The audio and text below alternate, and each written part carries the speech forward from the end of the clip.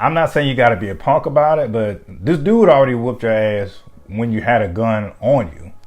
And then, at the end of this episode, like, you still is talking to him crazy, talking about, oh man, you'll never be anything more than, Rock's little brother. Yeah, I was trying to move you out because you don't know what you're doing here, blah, blah, blah. And it's like, dog, for somebody who got his ass whooped and you had the gun on you, you talking real reckless.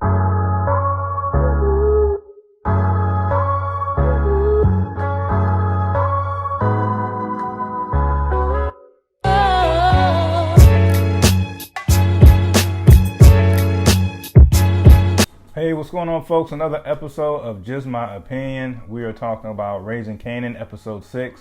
And these episodes are flying by fast. I can't remember if it's an 8-episode season or a 10. But damn it, we're already at 6, just like that. But yeah, I swear, man, this episode had a lot of things went down this episode. First of all, Kanan had quite the interesting day. If you're new to this channel, just to give you a heads up, one, clearly going to be some spoilers, but two, I may not, recap things in chronological order. I may jump from storyline to storyline, or at least storylines that caught my attention the most. And I called it last week. I'm starting off that because I was right. All right. I called it last week. Crown going to mess around and get killed by Lulu because Crown been disrespectful for quite some time, and things just came to a head.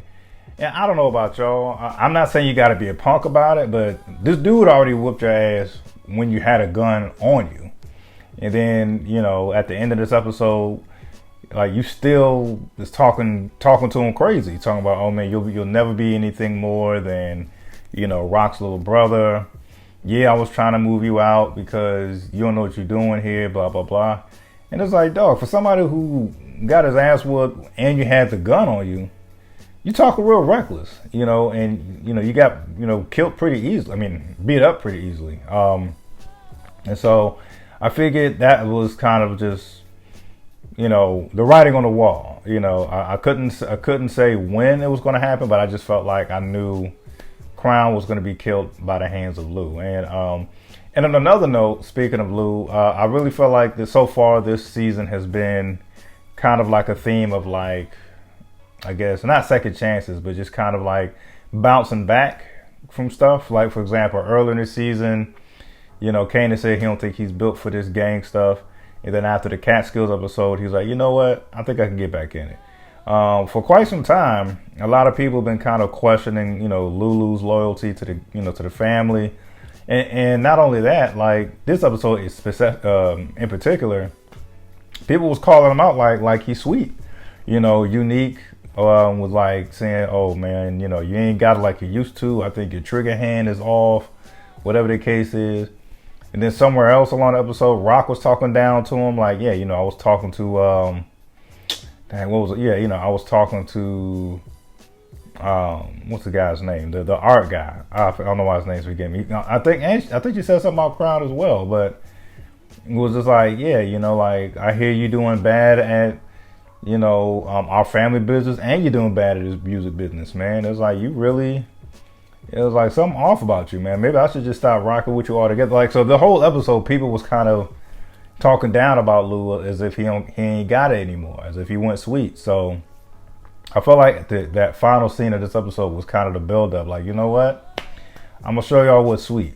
And especially because Crown was talking all that noise, he definitely caught the brunt of all that, And with that said, like, of course, I can only imagine to, like, strangle somebody to death. That has to have, like almost like a crime of passion. Like, you just, your hate is that passionate for somebody that you just, snuff the life out of somebody in that fashion. So I really felt like, who knows, from the remaining of the season, I think we'll see a different side of Lou.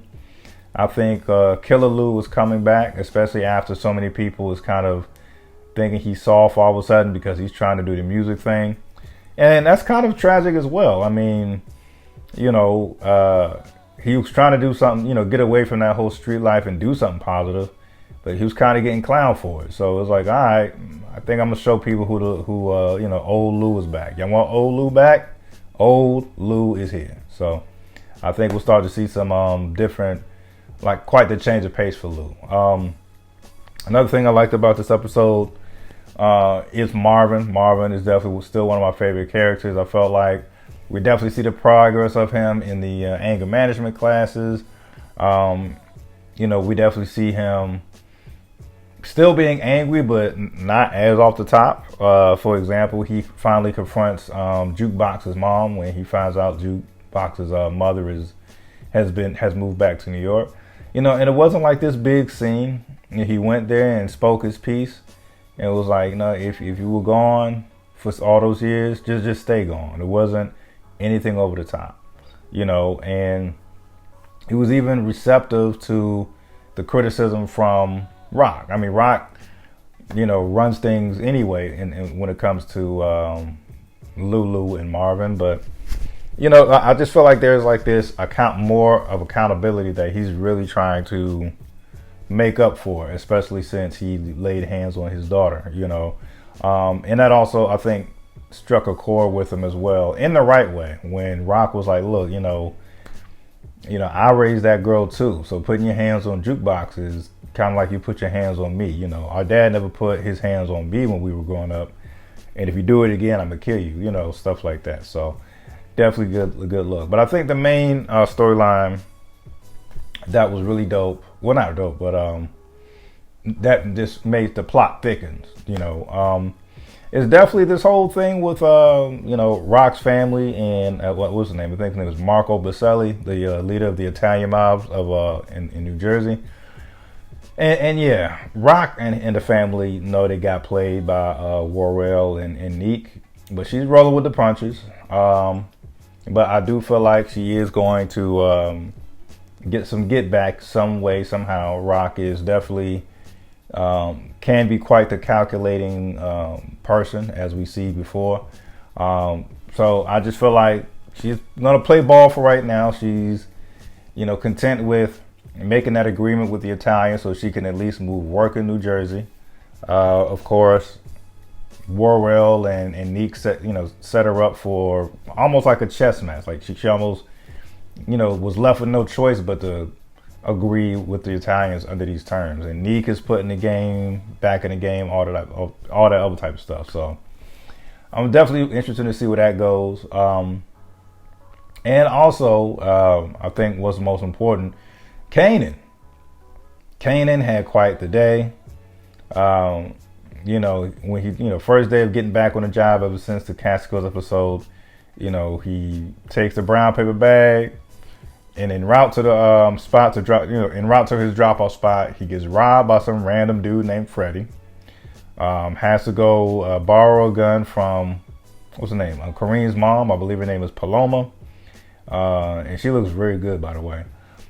Anyway, borrows the gun to go ahead and get the money back. After you get the money back, now you got to run from the cops because, I guess you caused such a ruckus in the first place. There's a witness who saw you whoop Freddie's ass with a gun. And so now, your homeboy Famous gets arrested. Now you got to go bail him out of jail.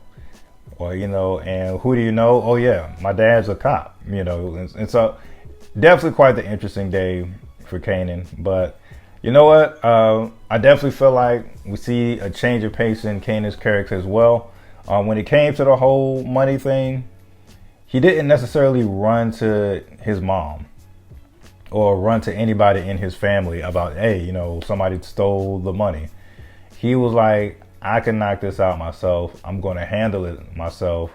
Famous, you're going to come with me, of course, but we're going to knock this out ourselves. And that's exactly what they did. So I feel like there's growth even with that. He feels like, I can't just be chump like this and just keep going to my my uncles and my mom every time something doesn't go the right way.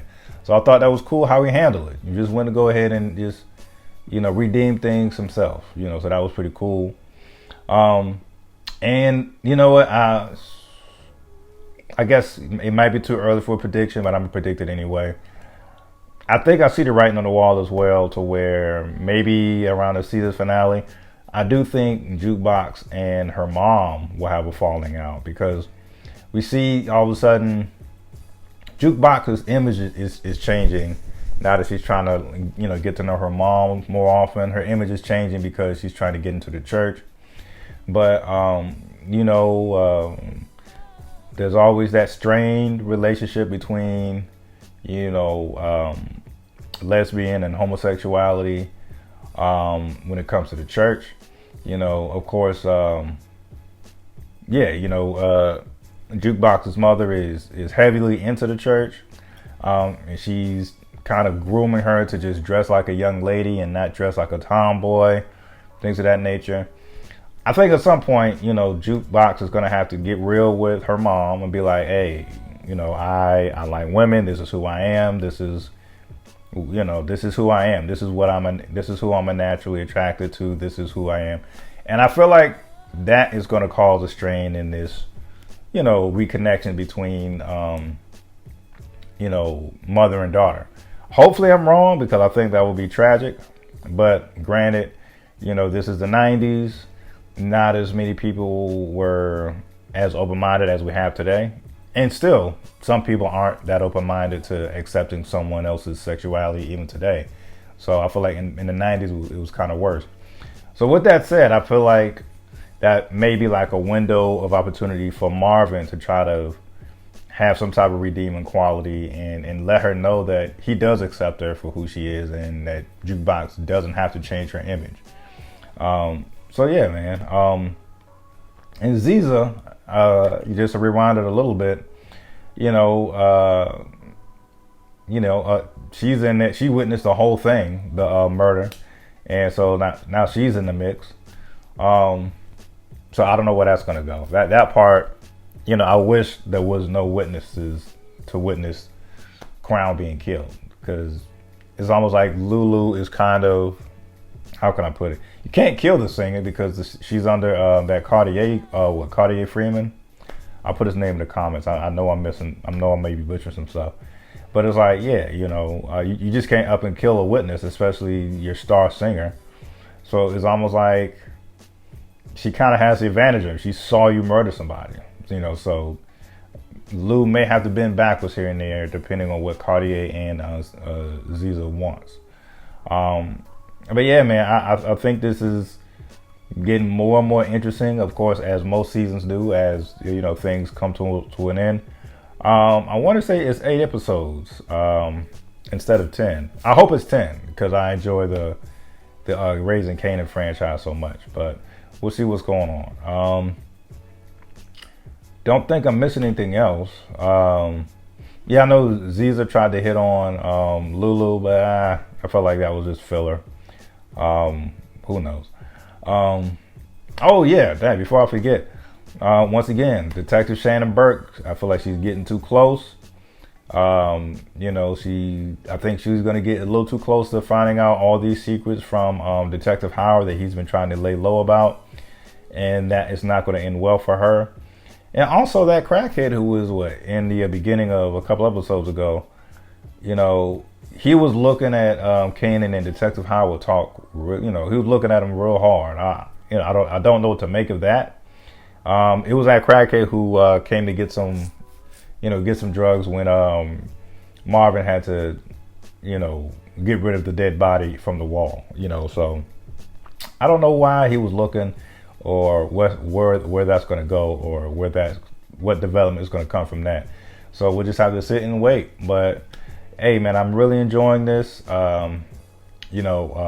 Cent is doing his thing. The whole writers room is doing their thing with this show, and I'm looking forward to next week. So love or hate it, folks. These are just my opinions. Peace.